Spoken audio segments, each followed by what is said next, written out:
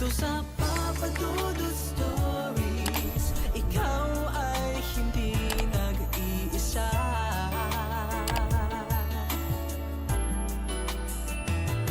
Dito sa Papa Dudut Stories, may nagmamahal sa'yo. Papa Dudut Stories.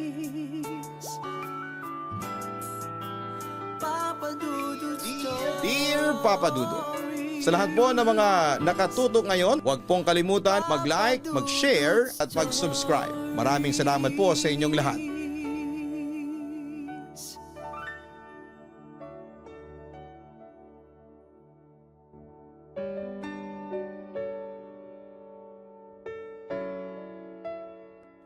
Isang masayang araw po sa inyo at sa lahat ng mga nakikinig sa inyong programang Papa Dudut Stories. Sana kung mapipili nyo ang aking kwento ay maipost nyo po ito during weekdays para mapakinggan namin sa opisina. Well, tawagin mo na lamang ako sa pangalang Sisa.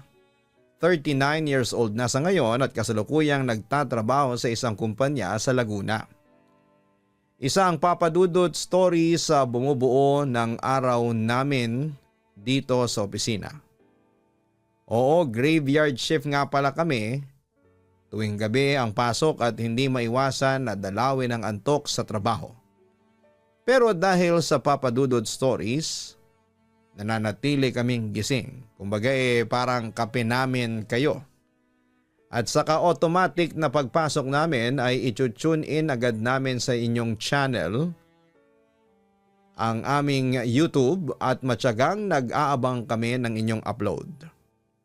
Papa Dudut, minsan pala, ang buhay kapag dumating ang pagsubok ay doon mo masusukat kung gaano ka katatag at kung paano mo tatanggapin at haharapin ang mga pangyayari na dumating sa ating buhay. Dahil sa lumaki ako sa may kayang pamilya ay hindi ako nakaranas ng hirap at malalaking pagsubok sa buhay. After I graduated in college ay nakilala ko si Ramon. Mabait at very thoughtful siya, Papa Dudut. Isa siyang teacher at isa sa mga paaralan sa aming probinsya siya nagtatrabaho. Pagkatapos ng klase niya ay lagi siyang pumupunta sa amin. At hindi nakakalimutan na magdala ng makakain. Niyayaya niya akong magsimba palagi at natuto akong makisangkot sa mga activities sa church. Naging mabuti at masaya ang aming pagkakaibigan, Papa Dudut. Walang araw na nagkaroon kami ng dull moments kapag nasa tabi ko siya. Pero hindi ko po akalain noon na mauuwi beyond friendship ang lahat. Nanligaw sa akin si Ramon na agad ko namang sinagot ng oo. And the rest is history. Hindi ako nagkamaling piliin siya bilang boyfriend ko dahil nasa kanya na ang lahat ng hinahanap ko sa isang lalaking mapapangasawa. Samantala isang gabi ay naisipan namin mag-celebrate ng aming monthsary sa isang parke na malapit lang din sa mga bahay namin. And I had a dreamy moment while sitting beside him. Ang bilis ng oras, sa totoo lang, ayaw ko pang umuwi. Kung pwede lang sanang sabahan niyo na ako matutulog para hindi na ako mawalay sa iyo. Wika sa akin ni Ramon nang mapansin naming lumalalim na ang gabi at kailangan na naming umuwi. Natawa lamang ako sa sinabi ng aking boyfriend. Ano ka ba? Bukas naman tiyak na magkikita naman tayo. Mamimiss kita. Alam mo Sisa, mawala ka lang saglit hinahanap-hanap na kita. Katwiran pa niya sa akin. Huwag kang mag-alala, mahal. Kapag naging mag-asawa na tayo, hindi na tayo magkakawalay pa. Wika ko sa kanya para mapanatag ang kanyang kalooban. Kung magpakasal na kaya tayo, suhestyon niya sa akin. Napatingin naman ako sa kanya. Seryoso ka? Hindi ako makapaniwala noon sa aking narinig. Mukha ba akong hindi seryoso ha, Sisa? Isipin mo 3 years na tayong magkarelasyon. Dapat siguro lumagay na tayong dalawa sa tahimik. Ano, gusto mo ba akong mapangasawa? Seryoso niyang tanong sa akin. Oo naman, Bakit naman hindi? Masaya kong sagot sa kanya. Dahil sa naiilawan kami noon ng street light ay kitang-kita ko ang ningning sa mga mata ni Ramon. So tinatanggap mo na nga yung alok kong kasal sa'yo? Muli ko namang inulit ang aking sagot sa kanya kanina. Oo naman Ramon, tinatanggap ko. Gusto kitang makasama habang buhay. Hay nako, ang kulit mo rin no? Pagkatapos noon ay nagtawanan lamang kaming pareho. Pasensya na kung makulit ako ha. Gusto ko lang masigurado na narinig ko mula sa'yo. Sisa, salamat ha. Di balit, nangangako ako na magiging mabuti akong asawa sa'yo. Mahal na mahal kita. Paglalambing niya sa akin. Pagkatapos noon ay hinalikan niya ako sa labi. Mahal din kita Ramon. Alam mo ba, isa sa mga pangarap ko ang maikasal tayong dalawa? Sa totoo lang matagal ko nang gusto na pag-usapan natin ang kasal. Buti na lang at ikaw na ang naunang nag-alok sa akin. Sabi ko pa sa kanya. Pagkatapos ay sumandal ako sa kanyang balikat at pinagmasdan namin ang city skyline mula sa aming lugar. Since nagpasya na tayong magpakasal, bakit hindi natin planuhin ngayon yung magiging pamilya natin? Pagpapatuloy naman ni Ramon. Kailan mo ba gustong maikasal tayong dalawa? Malambing na tanong ko sa kanya. Kung pwede lang sana ngayon Pero sana ngayong taon maikasal na tayo. Kahit civil wedding lang tapos saka na tayo mag-church wedding kapag nakaipon na tayo ng pera. Suggestion niya sa akin. Siyempre agad naman akong pumayag sa suggestion niya. Hindi naman mahalaga sa akin kung engrande o simple lang ang kasal namin. Ang importante ay nagmamahalan kaming dalawa, Papa Dudut. Matanong kita. Ilang anak ba ang gusto mo kapag naging mag-asawa na tayo? Tanong pa sa akin ang aking boyfriend. Mga 2 hanggang 3 lang mahal. Mahirap kasi ang buhay ngayon Natatawa kong sagot sa kanya. Sumang-ayon naman si Ramon sa sinabi ko. Tama mahal. Ako nga rin hanggang 3 lang ang gusto ko. Kung tutuusin marami na nga rin yun Basta ako ang bahala na ha. Kahit na ilang ibigay sa atin ng Diyos. Ang mahalaga, magiging masaya ang itatatag nating pamilya. Pagtatapos niya bago namin pagpasyahan na umuwi na para magpahinga. Ngunit sa kalagitnaan ng paglalakad namin ay biglang nanikip ang dibdib ni Ramon. Siyempre nag-alala ako ng sobra at ninais kong dalhin na siya sa ospital. Pero agad namang nakarecover ang aking boyfriend. Wala. Huwag kang mag-alala. Kumirot lang sandali pero wala na. Ayos na ako. Wika ni Ramon sa akin. Sigurado ka mahal? Nangangamba kong tanong sa kanya. Oo mahal. Pagkatapos ay hinalikan niya ako sa noo para maibsan ang aking mga pag-aalala. Papadudot naging masaya ang panahon ng pagiging mag-sweetheart namin ni Ramon at masasabi kong naging mabuting boyfriend siya sa akin. Naging matapat kami at nangako na mamahalin namin ang isa't isa. Lagi niyang ginagawang memorable ang bawat araw na magkasama kami. Minsan kinakantahan niya ako na siyang lalong nagpapakilig sa akin. Kaya naman sa tuwing kasama ko siya ay ninanais kong itigil ang oras para humaba ang pagsasama namin. Sa kabilang banda ay naging okay ako sa kanyang pamilya at ganon din siya sa aking pamilya. Kaya iisa lang noon ang hiling ko sa Diyos na sana'y maikasal na kaming dalawa. Samantala isang gabi ay isinama ako ni Ramon sa kanilang bahay para i-celebrate ang birthday ng kanyang kapatid na si Che. Pagdating ko sa bahay ay mainit naman nila akong tinanggap. Katunayan pa nga ay botong-boto sila sa akin bilang future wife ng bunso sa pamilya. Sisa, kumusta naman ang kapatid ko bilang jowa? Hindi ba sakit ng ulo yan? Usisa ni Che sa akin. Huwag kang mag-alala Ate Che. Mabait si Ramon at kahit kailan hindi nagbigay ng sakit ng ulo sa akin. At saka ramdam na ramdam ko na mahal niya ako. Sagot ko naman sa kanya. Inakbayan naman ako ni Ramon bago siya nagsalita. Ate Che, kahit kailan hindi ako magbibigay ng sakit ng ulo kay Sisa. Good boy yata ako. Pagmamalaki niya. Sumigunda naman ang kanyang ina. Sisa, sinasabi ko sa iyo na swerte ka sa anak ko. Mabait yan, mapagmahal at syempre tapat. Bukod pa doon, gumagwapo pa ang anak ko. Kaya Sisa, ikaw na siguro ang pinakamaswerteng girlfriend sa mundo. Sumangay naman ako sa sinabi niya. Naku, tama po kayo, Aling Martha. Maswerte nga po ako sa anak niyo. Ngunit naantala ang masaya naming kwentuhan nang biglang manakit ang dibdib ni Ramon. Siyempre agad kaming nagpanik at inalalayan namin si Ramon papunta sa sofa at doon namin siya pinaupo. Bala ko na sanang tumawag ng ambulansya pero tumanggi si Ramon. Napapadalas na yang kumikirot sa dibdib mo. Magpa-check up ka na sa doktor, anak. Nag-aalalang wika ng kanyang ina. Huwag po kayong mag-alala, inay. Mawawala rin po ito. Wika ni Ramon sa kanyang ina habang nagpe-pretend na okay lamang siya. Nag-aalala na ako sa iyo, mahal ko. Halos maiyak kong wika sa aking boyfriend. Ayos lang ako, Sisa. Wala kang dapat na ipag-alala. Yun ang sabi niya sa akin para mawala na ang aking pangamba. Ngunit hindi ko talaga maalis noon sa akin ang mag-worry dahil sa bumabagsak niyang kalusugan. Hindi, Ramon. Hindi mo maiiwasan sa akin ang mag-alala lalo na't ganyan ang itsura mo. O tingnan mo ang sarili mo. Ramon, paano hindi sasakit yung dibdib mo masyado kang tutok sa trabaho mo bilang teacher. Hindi kita nakikitang nagpapahinga. Alam mo, mawawala ng saysay ang pag-iipon mo para sa kasal ninyo ni Sisa. Kung magkakasakit ka naman dahil sa over-fatigue.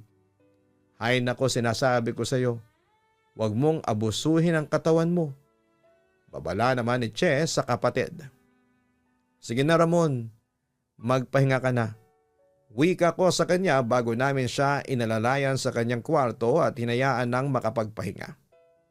Papadudot, hindi ko maiwasan na kabahan noon sa tuwing naninikip ang dibdib ni Ramon. Kahit na madalas sabihin niya sa akin na ayos lang siya ay nagwo-worry pa rin ako. Palagi ko nga siyang pinapaalalahanan na ingatan ang kalusugan niya at huwag masyadong magpapagod sa trabaho. Buti naman ay sinunod ni Ramon ang mga payo ko sa kanya. Samantala ay naging masaya pa ang pagsasama namin ni Ramon habang palapit ng palapit ang araw ng aming kasal ay hindi ko maiwasan ang ma-excite. Nakadagdag sa masasayang araw namin ang madalas naming pagvivideoke. At madalas niyang kantahin sa akin ay ang kantang Lips of an Angel na siya ko namang gustong gusto. Doon ay inakala ko na wala nang katapusan ang kaligayahan ko sa piling ni Ramon. Pero papadudot isang araw isang tawag ang aking natanggap at hindi ko inaasahang yun pala ang magpapabago ng aking buhay. Hello Sisa, si Che ito. Umiiyak niyang sabi sa kabilang linya. At that point ay nakaramdam ako ng matinding kaba. O Ate Che, napatawag ka. Teka, bakit ka umiiyak? Anong nangyari? Si Ramon? Nag-aalala kong tanong. Hindi na ako mapakali noon sa aking kinakatayuan at hindi ko na mapigilan noon ang bilis ng tibok ng aking puso. Sisa, si Ramon. Patay na siya. Ang huling tatlong salitang binitawan ni Ate Che na nagpaguho ng aking mundo. Hindi ko na noon napigilan ang pagluha ko dahil sa labis na pagdadalamhati. Sa isang iglap ay nasira ang aking mga pangarap. Nawala ng saysay ang aking buhay dahil wala na ang taong bumubuo nito. Pakiramdam ko ay para akong pinagsakluban ng langit at lupa. Samantala mabilis akong pumunta sa kanilang bahay at doon ko nalaman na inatake pala sa puso si Ramon habang natutulog. Papadudot, hindi talaga ako makapaniwala noon na wala na si Ramon. Dalangin ko sana noon na panaginip lang sana ang lahat pero hindi pala. Dahil doon ay walang araw at gabi akong hindi umiiyak dahil sa kakaisip kay Ramon. Matapos naman ang kanyang libing ay puno pa rin ng hinagpis ang aking puso. Naging mahirap sa akin ang pag-move on, papadudot. Ang hirap tanggapin na wala na yung taong pinakamamahal ko. Buti na lang at palaging nasa tabi ko ang pamilya ko na handang tumulong sa akin sa lahat ng oras. Sila po ang naging sandigan ko sa panahon ng aking kapighatian. Ilang buwan nang lumipas ay nagpasya na akong lumuwas ng Maynila upang ipagpatuloy ang aking trabaho at para na rin makalimutan ang masakit na pangyayari. Pinatagang ko na lamang ang loob ko pero walang kasiguraduhan na magiging masaya pa ako sa buhay ko dahil wala na ang taong minamahal ko. Pero may kasabihan nga tayo, Papa Dudut, na kapag may nawala ay meron pang mas magandang dadating sa ating buhay. Doon sa kumpanyang pinagtrabahuhan ko ay nakilala ko ang lalaking muling nagpatibok ng aking puso at nagbigay ulit ng kulay sa aking buhay. Siya si Christian, isang cadet engineer trainee at the time.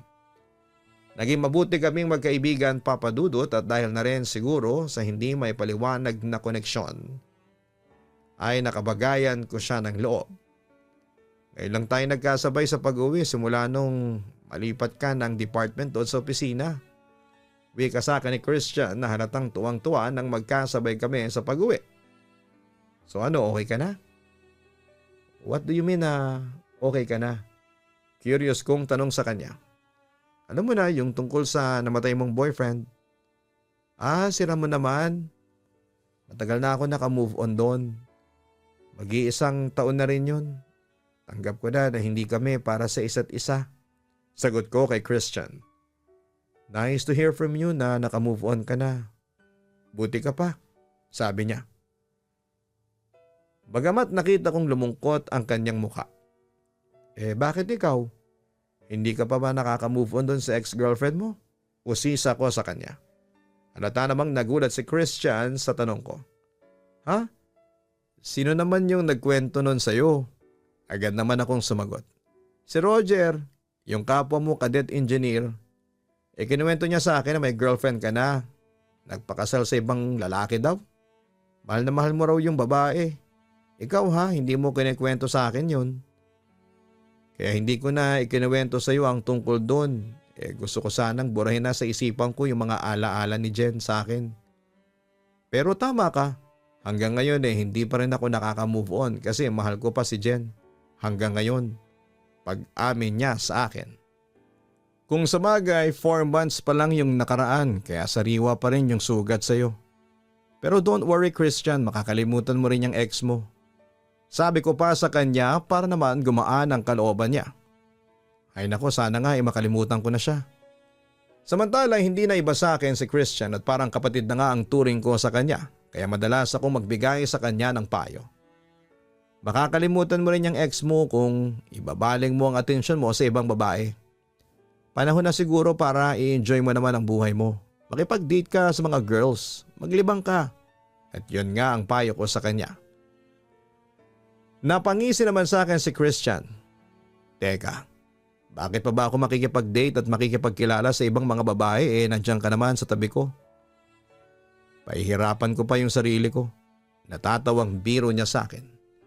Natawa din naman ako at napataas ng kilay. Ganon? Oo naman, masama ba? Alam mo Sisa, nakukumpleto na ang araw ko kapag ikaw ang kasama ko. Masaya kang kasama at saka mabuti kang kaibigan. Masayang sagot niya sa akin. Natawa lang ulit ako at kinilig sa sinabing yon ng kaibigan ko. Hay nako Christian, pinapahaba mo naman ang buhok ko. Totoo yung sinasabi ko, hindi ako nang bobola.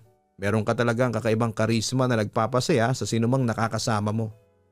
Alam mo ang swerte ni Ramon sa'yo. Puri pa sa akin ni Christian. Lumungkot na naman ang pakiramdam ko nang marinig ko ulit ang pangalang Ramon. Ay, siguro nga. Bakit lumungkot yung mukha mo? Concern niyang tanong sa akin. Pagkatapos ngumiti at chineer up niya ako. Huwag mo nang isipin si Ramon. Masaya na siya sa piling ng Diyos. Ang intindihin mo na lang ngayon ay yung future manliligaw mo. Naka-move on na ako Christian, pero syempre, hindi mo maiiwasan ang malungkot sa tuwing maiisip mo siya. Hindi ba gano'n naman kapag may minamahal kang nawala sa'yo? Hindi mo siya makakalimutan. Normal lang yun. Sagot ko naman sa kanya. Pero naintriga ako doon sa huli niyang sinabi. Teka, ano ba yung sinasabi mong future manliligaw? Sino, ikaw? Natatawa kong tanong sa kanya. Tada! Kwela niyang sagot sa akin habang nagpapapogi gesture siya sa harapan ko.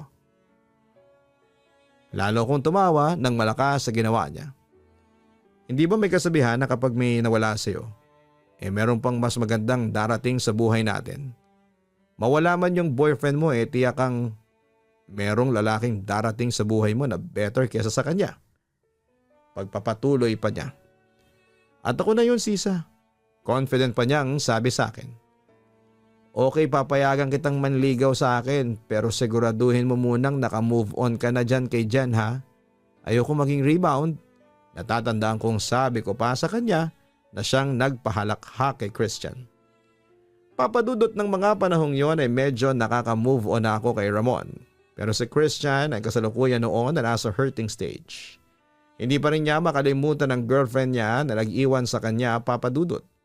Mahal na mahal pa rin ni Christian ang babaeng yon, na siya namang lihim na nagpakirot sa puso ko.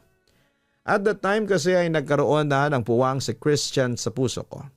Papadudot dahil sa alam ko noon na hindi ako kayang mahalin ni Christian at that time kaya pinagpatuloy ko na lamang ang pakikipagkaibigan sa kanya.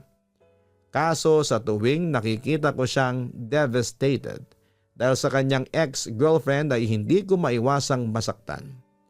Gusto ko siyang yakapin noon at sabihin sa kanya na ako na lang ang mahalin niya. Pero hindi ko magawa. Papadudot kinimkim ko na ang mga nararamdaman ko kay Christian pero hindi ko rin yon nakayanan.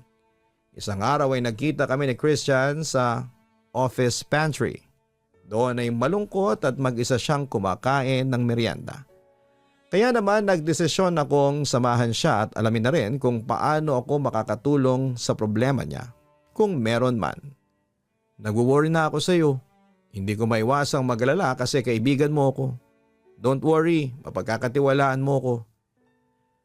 Sabihin mo na sa akin, baka makatulong ako. Ano at sino ba yung bumabagabag sa iyo ha, Christian? Tanong ko sa kanya. Huminga muna ng malalim si Christian bago nagsalita. Si Jen. Ha? Bakit? Anong meron kay Jen? Akala ko ba nakalimutan mo na siya?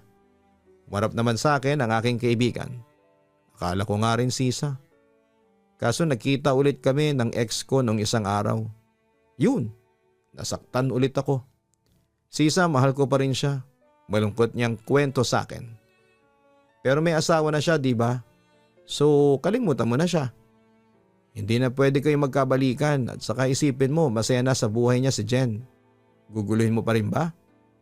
Tila pinag-isipan ni Christian ang sinabi kong yon kaya matagal ang inabot bago siya nag-response ulit. Nasasaktan pa rin kasi ako. Minahal ko naman siya ng buong tapat, binigay ko sa kanya ang lahat. Pinaramdam ko sa kanya na espesyal siya sa akin. Nangako pa kami noon sa isa't isa na hindi kami maghihiwalay tapos iiwan lang pala niya ako. Aniya. Christian, mag-iisang taon na simula nung iwanan ka na ni Jen. Maawa ka naman sa sarili mo. Siya lang ba ang mundo mo? Ha?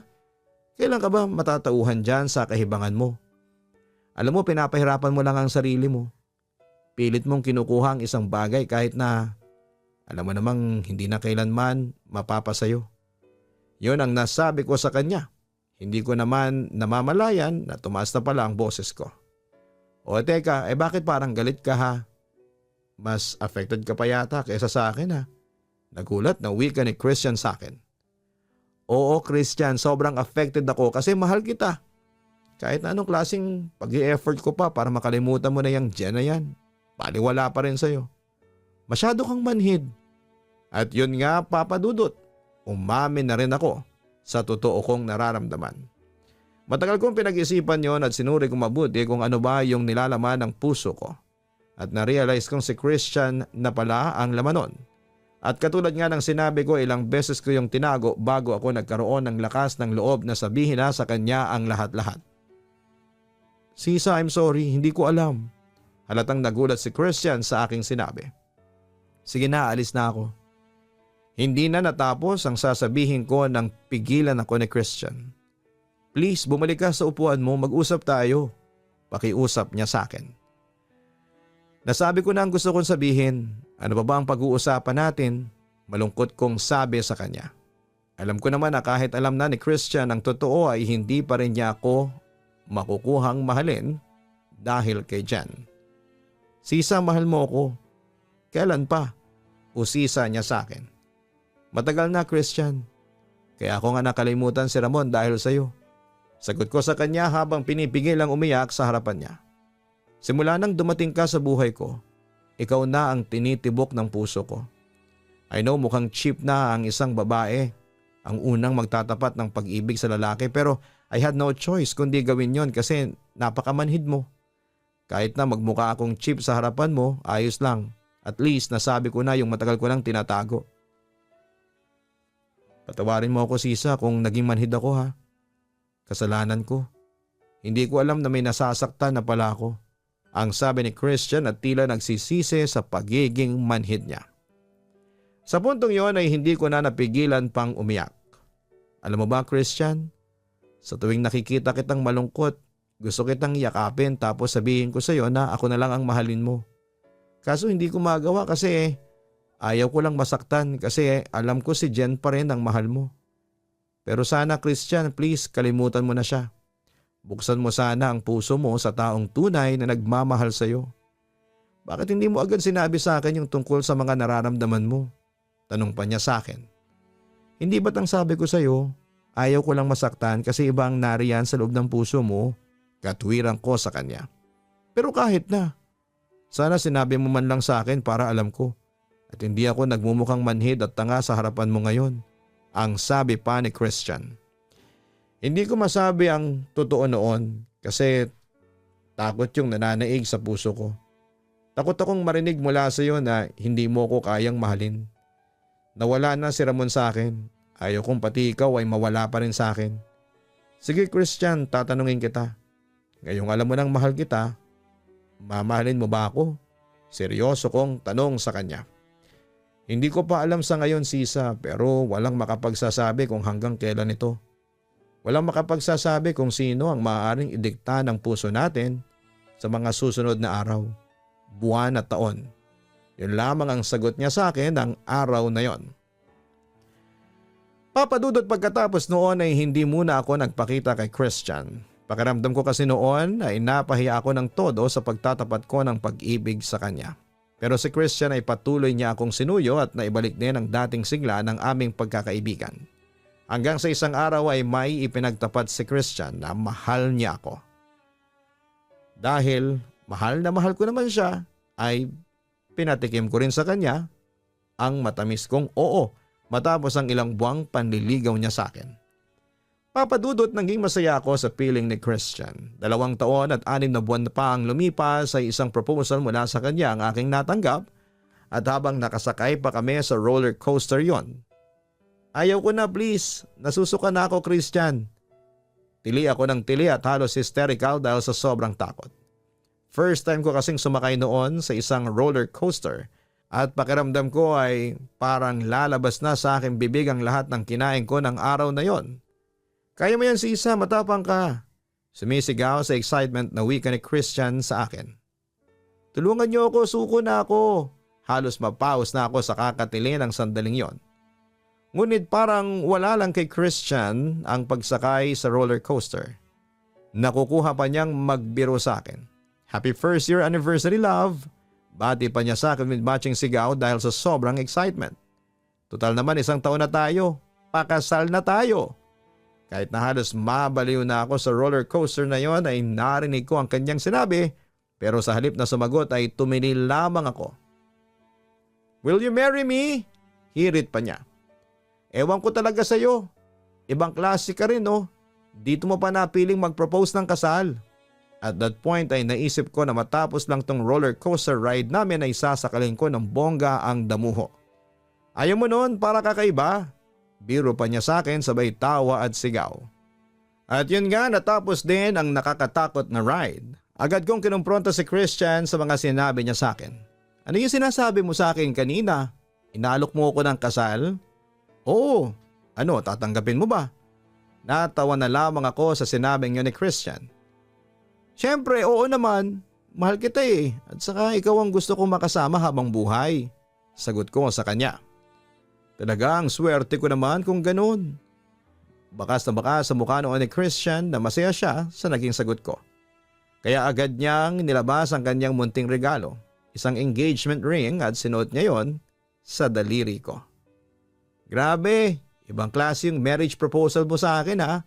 Sa roller coaster pa talaga. Pakiramdam ko tayo ang kauna-unahang gumawa noon, natatawa kong wika sa kanya. Well, kilala mo naman ako. Gusto ko palagi tayong kakaiba. Ano, ayos ba? Romantic ba? Pa-cute na wika niya sa akin sabay kindat. Romantic naman siya, pero naloka ako.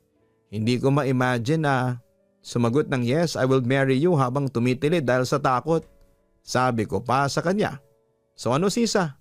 Halika, umuwi na tayo. Bigla niyang wika. Ay, uuwi na tayo? Tugon ko na may panghihinayang. Oo, para masabi na natin sa mga parents mo na magpapakasal na tayong dalawa. Doon ay napangiti na ako at nakaramdam ng sobrang excitement. Okay sige, ikaw ang bahala.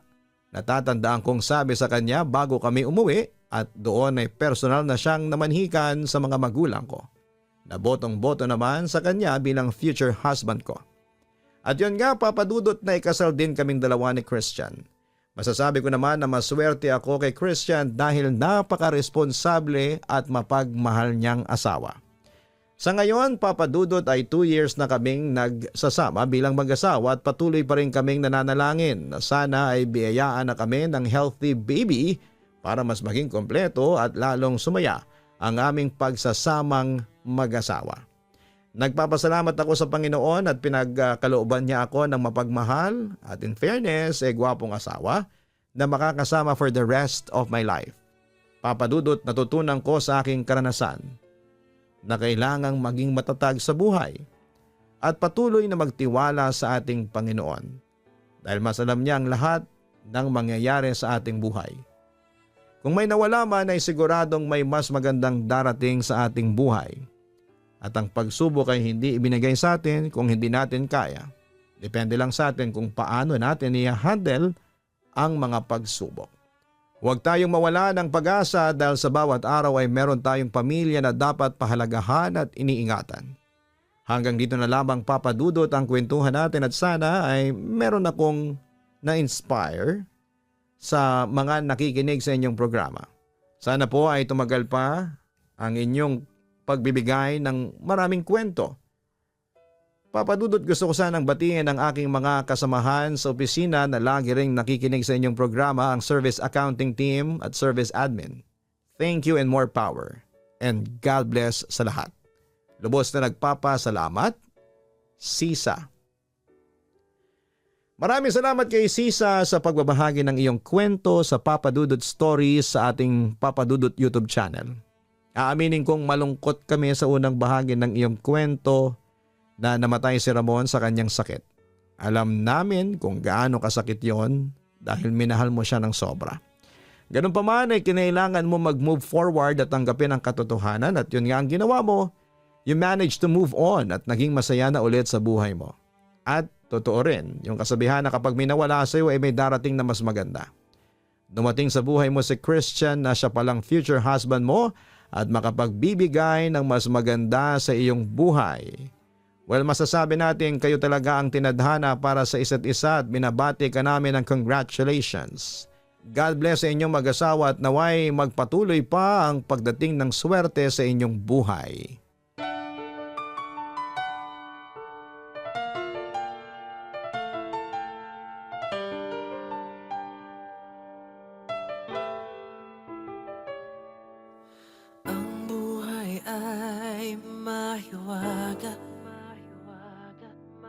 Laging may lungkot at saya sa Papadudot Stories. Laging may karamay ka.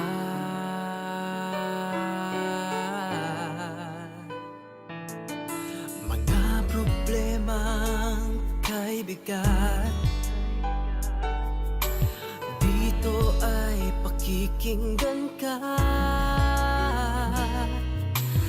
Papa Dudut Stories. Kami ay iyong kasama dito sa Papa Dudut Stories. Ikaw ay hindi nag-iisa.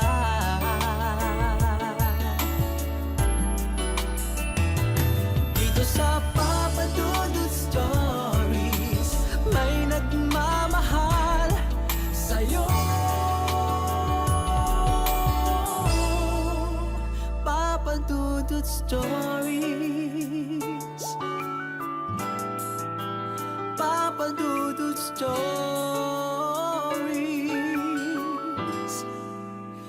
Papa Dudut Stories.